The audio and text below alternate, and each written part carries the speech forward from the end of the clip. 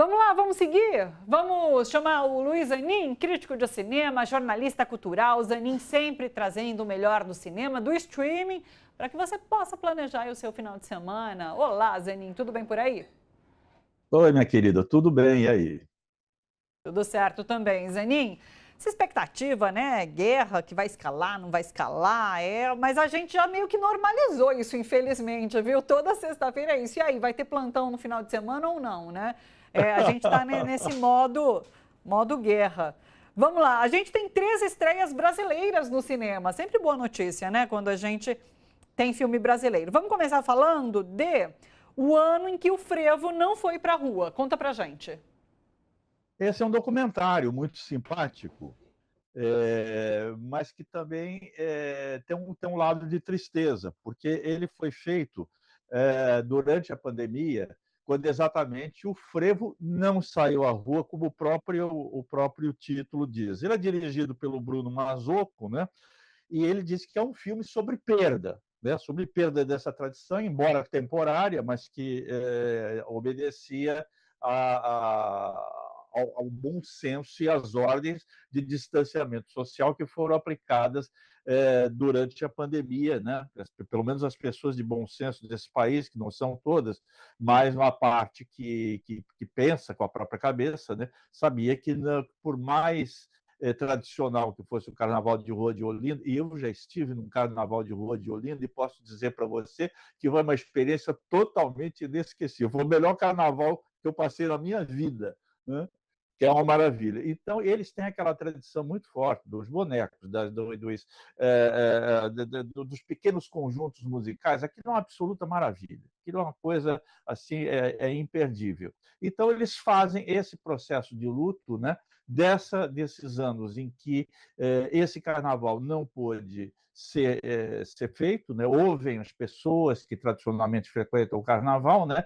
E mostram, quer dizer, essa parte triste, vamos dizer assim, né? Mas, por outro lado, a parte alegre, que é a manutenção e a sobrevida dessa maravilhosa tradição brasileira, que é o carnaval de rua, particularmente em algumas cidades, e com destaque do carnaval do Recife e de Olinda, marcada pelo frevo, que é o ritmo musical totalmente alucinante, maravilhoso, né? Eu gostei muito desse documentário. Ele ouve as pessoas que participam do carnaval, tem alguns depoimentos muito interessantes, alguns muito engraçados, outros comoventes, e dão um panorama geral para quem não conhece a festa, para que mostre a penetração social que essa festa tem nas populações dessas cidades. É muito legal esse documentário, bem bacana.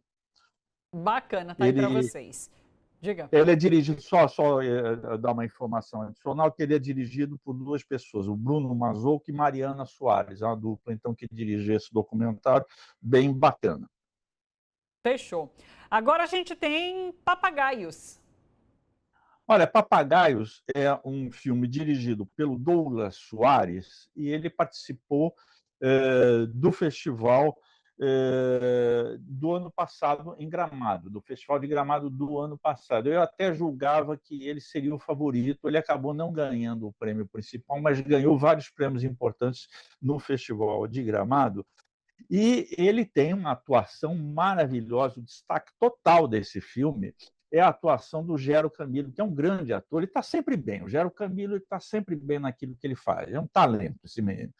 E aqui ele está particularmente bem nesse papel do que é. Por que é papagaios? É aquela famosa expressão brasileira que eu não sei quem fez, quem bolou essa expressão, mas ela é de altíssima criatividade, que é o papagaio de pirata. É aquele, que é papagaio de pirata? Todo mundo sabe, né? É aquele cara que se posta em fotografias ou filmagens ao lado de pessoas famosas, né? E pega uma carona naquilo para sair nas fotos, ou nos telejornais, ou nos filmes e tal, né?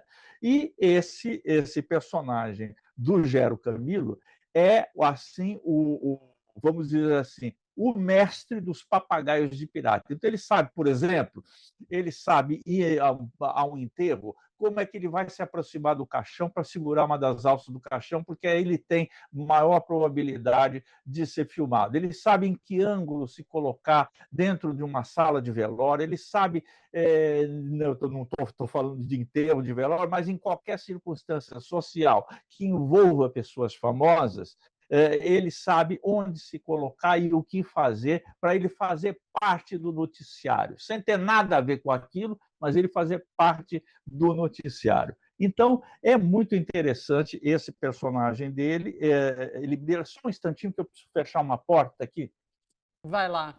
Eu lembro muito bem desse filme, porque você comentou, acho que quando ele estava nesse festival, e me chamou bastante atenção justamente pelo nome, né? Que é muito criativo e remete absoluto à figura do papagaio de pirata. Muito bom, continue. Isso, vocês desculpem, eu deixei a porta aberta, o vento estava batendo, vai interferir no som aqui, né? Mas então, esse filme é muito bacana. Ele é ambientado em cidades da periferia do estado do Rio, né? Então ele tem um lado suburbano muito interessante, que é um lado quase documental que o diretor capta e coloca no filme. E ele é um filme misterioso, Thalita, porque a um determinado ponto da história, esse mestre dos papagaios de pirata se sente envelhecer e ele quer criar um sucessor dele, um continuador dele. Então, ele arruma um discípulo. E a relação dele com esse discípulo é muito estranha. Você fica meio desconfiado do que pode acontecer naquela relação entre o mestre e o aluno dos papagaios de pirata, né? Então, naturalmente, que eu não vou dizer o que acontece, mas isso fica, feito, é como se fosse um ruído de fundo, de suspense. Você fica o tempo todo inquieto, pensando que alguma coisa diferente vai acontecer ali, né, entre essas duas pessoas. Então, é um filme assim com muitas qualidades. Eu gostei muito das qualidades. Até apareceu uma frase que é minha aí na propaganda, um filme fora da curva. Ele é totalmente fora da curva mesmo, né? Ele é um filme que dificilmente você vê um filme com esse registro e com esse tipo de personagem. Eu não conhecia nenhum filme com esse tipo de personagem. É muito interessante, o filme é muito bom, muito bem feito do ponto de vista técnico. E, repito, a atuação do Gero Camilo é assim de antologia. E ele, naturalmente, foi o vencedor do troféu de melhor ator no festival. Maravilha. Daí a gente vai com mais um documentário e de uma diretora brasileira, agora também brasileiro, né? Raízes do Sagrado Feminino. Exatamente. É um filme dirigido pela Carla Camurati, que é uma diretora muito interessante. Ela é uma mulher de múltiplos talentos, né? Ela é atriz, trabalhou em muitos filmes, agora ela está se definindo como ex-atriz, porque ela disse que não pretende mais atuar. Mas ela fez muitos papéis muito interessantes. Para você ter ideia, no filme La Marca, ela fez o papel da Yara Yavelberg, que era companheira do Lamarca, né, e que foi assassinada pela ditadura. O casal foi perseguido, ela foi uma das vítimas dessa perseguição. Ela fez vários outros papéis, muito importantes no cinema brasileiro, mas esse é muito marcante, e agora ela deixou de atuar. Então, ela é diretora, ela tem vários filmes assinados por ela, né, e é também produtora cultural, ela está metida em coisas relativas, 1000 atividades relativas ao cinema, né? E ela foi diretora de um filme muito importante na filmografia relativamente recente do Brasil, que é o Carlota Joaquina,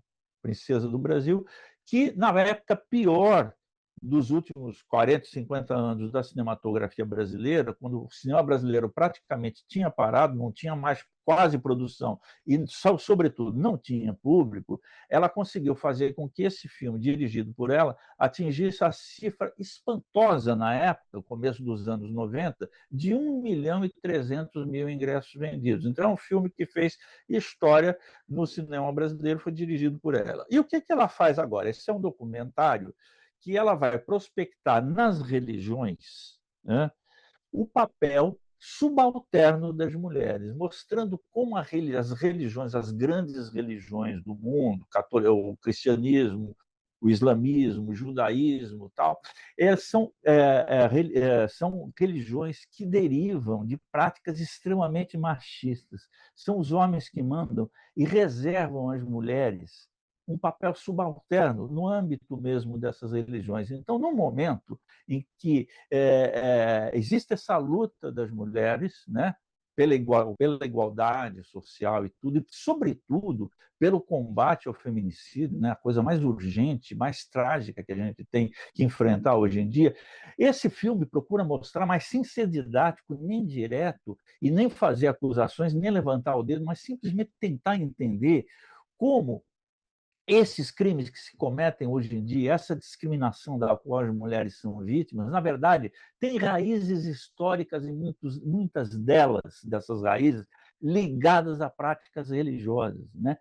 Que são religiões fundadas em textos que foram escritos por homens e para os homens, deixando a mulher num plano inferiorizado, né? E não só inferiorizado, mas sob controle, né? A mulher representando um perigo, representando a tentação, representando aquilo que tira o homem do seu reto caminho. Então, ela tem que ser anular, aquela que não sai de casa, aquela que em muitas religiões precisa cobrir o rosto, não pode mostrar o rosto, só pode mostrar os olhos, não pode mostrar os cabelos, porque tudo isso são fontes de tentação para os homens, né? Então, como o enraizamento social dessas práticas, que na verdade são práticas milenárias, elas atingem a sociedade nossa hoje, no presente, sem que a gente se dê conta às vezes. Um ponto forte desse filme é a pluralidade de opiniões. Ela ouve muita gente, não só mulheres, ela ouve muitos homens também, mas ouve mulheres fantásticas de diversas religiões, então rabinas, monjas, a monja Cohen, por exemplo, é uma das depoentes, né? Então, ele fornece um painel muito grande dessas questões, sem fechá-las e para nossa reflexão. É um filme muito bom, é um filme que, além desses depoimentos, dessas contradições das práticas religiosas e tudo mais, ele traz assim, uma série de imagens que foram muito bem prospectadas, né? Imagens documentais muito bem prospectadas em artes plásticas, em peregrinações. Então, ela fornece um painel religioso muito interessante, muito instrutivo. Olha, eu aprendi muito vendo esse filme. Eu quero até rever, porque tanta informação que você não consegue digerir assim numa primeira visão. Mas ele é muito bem feito e eu acho que é um filme fundamental para quem está discutindo essas questões que são urgentes, não só para as mulheres, mas para a população em geral, homens inclusive. É um filme assim que é muito instrutivo, muito bom e muito bem feito. Recomendo vivamente. Perfeito. Aliás, deixa eu aproveitar esse contexto que você traz do filme. Eu me lembrei de algo que eu precisava ter falado antes e esqueci. Amanhã a gente vai acontecer um ato em São Paulo, no MASP, que é o Brasil Sem Misoginia. Tá aí para vocês, viu? Esse Misoginia é Crime, pedindo o quê? São movimentos de mulheres que realizam esse ato às 2 horas da tarde no Vão Livre do MASP, em defesa da aprovação do PL 896 de 2023, que criminaliza o ódio contra mulheres e inclui a misoginia na lei do racismo. Essa mobilização pressiona a Câmara dos Deputados a votar esse projeto, denuncia a misoginia como essa raiz estrutural da violência doméstica, do feminicídio, do assédio, da violência política e de ataques contra mulheres nas redes sociais. Então tá aí, quem quiser participar, amanhã, 25 de abril, às 2 horas da tarde, no Vão Livre do MASP, Brasil Sem Misoginia. Vamos seguir, Zanin. Agora a gente tem Festival de Cinema Europeu, Imovision. São 20 cidades brasileiras, 14 filmes. É a segunda edição desse festival, é isso?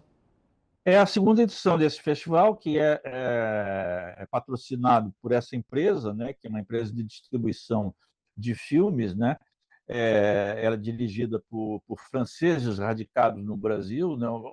O principal deles é o Jean-Thomas Bernardini, nosso amigo, né? Que é uma grande figura. É musicíssimo, já é nosso, né?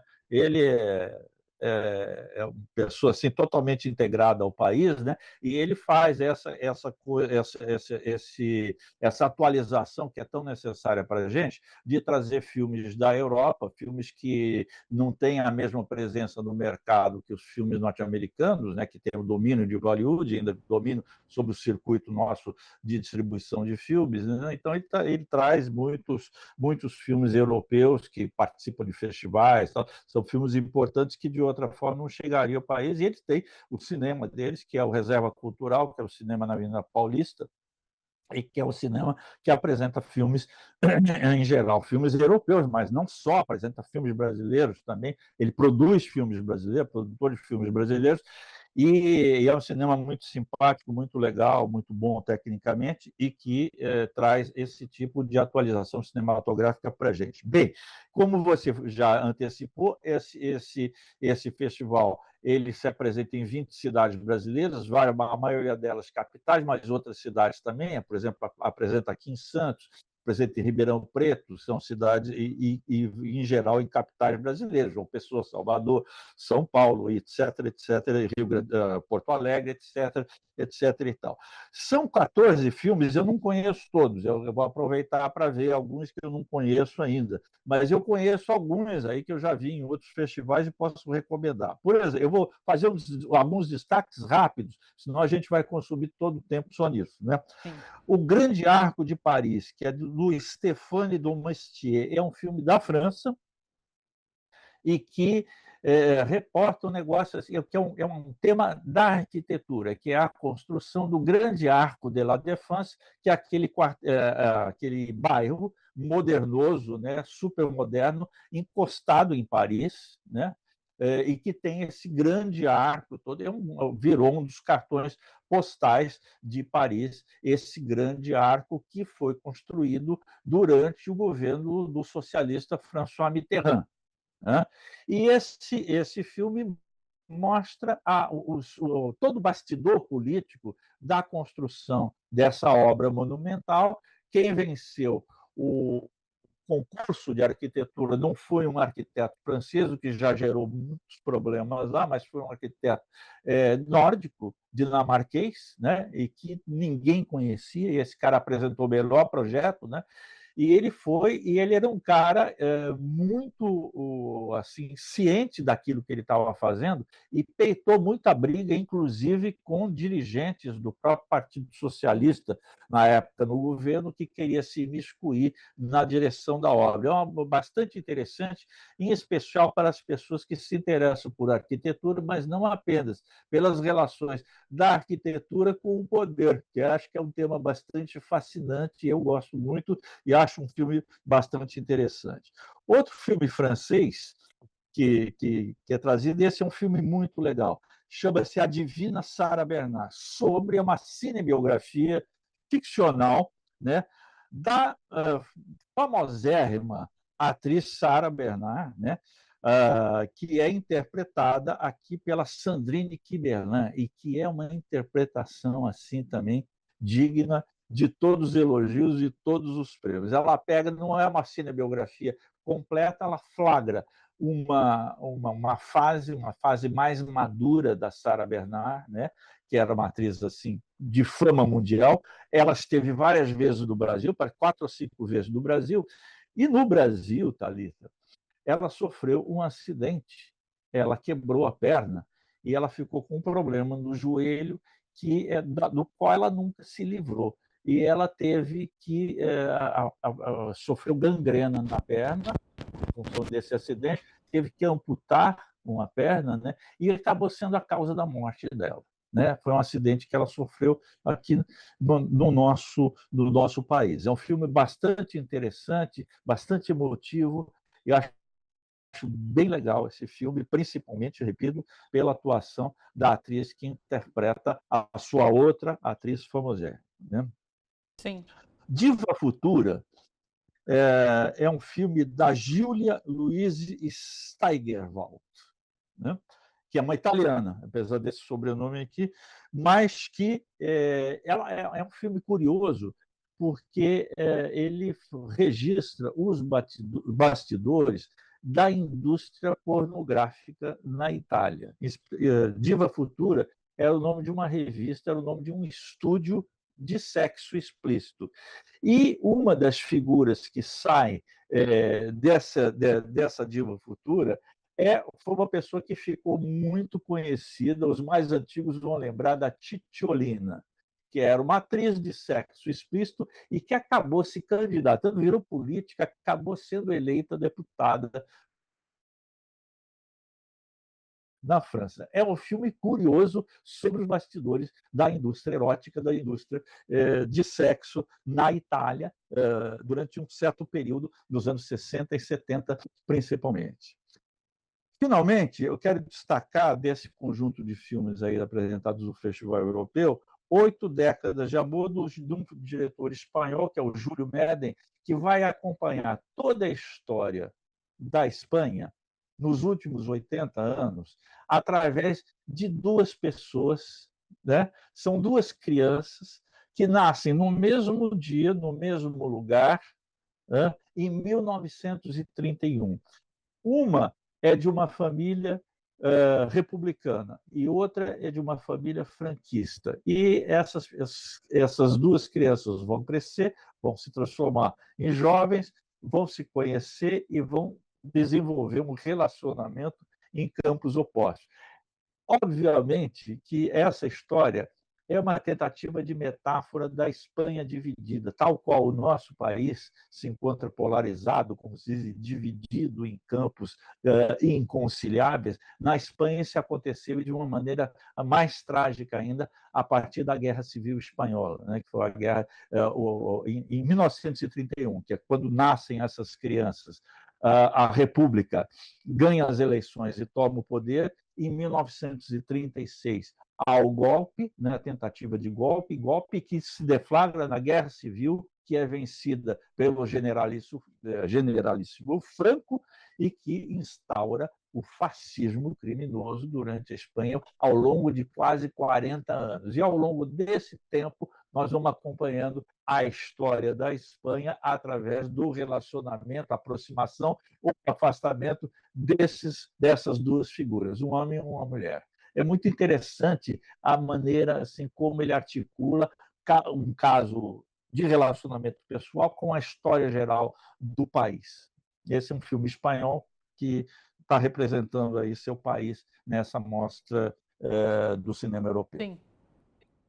Olha, seguinte, temos poucos minutos. A gente ainda tem a retrospectiva na Carolina na Cinemateca e a gente precisa dar um streaming, né? Vamos lá, vamos tentar fazer os dois? Vamos tentar fazer os dois. Quantos minutos eu tenho para eu me programar? 3? 3 com uma certa prorrogação. Pode ser. Se eu estourar um pouco, então, sem Vamos nessa. mais delongas. Eu estou louco para dar para falar dessa mostra da Ana Carolina, porque é uma das diretoras mais importantes que existem, né? Ela está fazendo 82 anos, né? E ela tem todo um histórico maravilhoso. Ela fez um documentário sobre o Getúlio Vargas, que é uma das recomendações que eu faço nessa retrospectiva, na Cinemateca, que é uma retrospectiva completa. Perdão. Então, esse documentário do Getúlio Vargas é um documentário mais tradicional e muito interessante. E ela tem uma chamada trilogia, né? Uma trilogia que é sobre a condição feminina, né? Mar de Rosas, Das Tripas Coração e Sonho de Valsa. São 3 filmes, Thalita, que são indispensáveis para quem pensa, através do cinema, a condição feminina, seus desafios, seus problemas, os preconceitos que enfrenta e e tudo isso numa linguagem bastante pouco convencional, com atrizes maravilhosas como Xuxa Lopes e outras, Norma Bengel e outras atrizes maravilhosas. Então, é uma trilogia que eu destaco para quem for seguir essa mostra, não perca essa trilogia, porque é o fundamental para mim, são as obras-primas da diretora. E, por fim, olha que coincidência legal. O outro filme que, para mim, está no panteão das obras da Ana Carolina é um filme chamado Amélia, que conta, sabe que história, Thalita? A vinda da Sarah Bernard ao Brasil. Nós acabamos de falar, está num filme francês, e esse é sobre a vinda da Sarah. É uma ficção, naturalmente, né? Sobre a trágica vinda da Sarah Bernard ao Brasil, na qual ela se acidenta e ela fica muito incomodada com o calor do Rio de Janeiro, tem insetos, e ela se defronta com 3 personagens vindas do interior de Minas Gerais. Uma delas é a Miriam Muniz, que é muito bacana, é uma comédia divertidíssima e corrosiva sobre o choque de culturas entre uma atriz europeia cheia de si, famosa no mundo inteiro, e que chega no nosso país e se defronta com o Brasil profundo, representado por essas 3 maravilhosas interioranas que vão conviver com ela. É muito bacana esse filme, não perca. Então, da Ana Carolina fica isso. Tem também debate e outras coisas, vocês encontram toda a programação no site da Sala Cinemateca. Muito legal a iniciativa. E vamos partir, então, para a recomendação de streaming. Olha, das melhores coisas que eu vi ultimamente, esse que eu vou falar. Atenção vocês aí, tomem nota.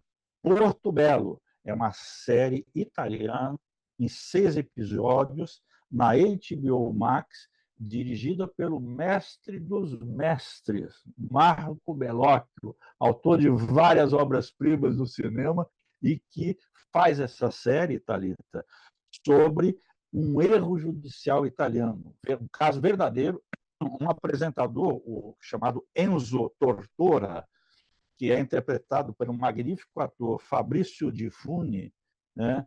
Esse Enzo Tortora, ele fazia um programa que se chamava Porto Belo, justamente, né? E que era um programa popular italiano, na TV italiana. Ele era famoso, era um tipo de um Silvio Santos daquela época na Itália. Todo mundo sabia, tinha milhões de espectadores, fazia um negócio meio popularesco e tal, e atingia uma fatia de público enorme. De repente, do nada, esse cara é detido pela polícia, é acusado de tráfico de drogas e associação com a máfia napolitana, né? E ele vai parar na cadeia, né? E essa série acompanha toda a tentativa de defesa desse personagem, né? Que não era culpado, não era culpado. Ele foi inculpado por outros motivos, e a dificuldade que se tem de provar a inocência dele com seus advogados, apesar de não haver nenhuma prova assim definitiva sobre a culpabilidade dele.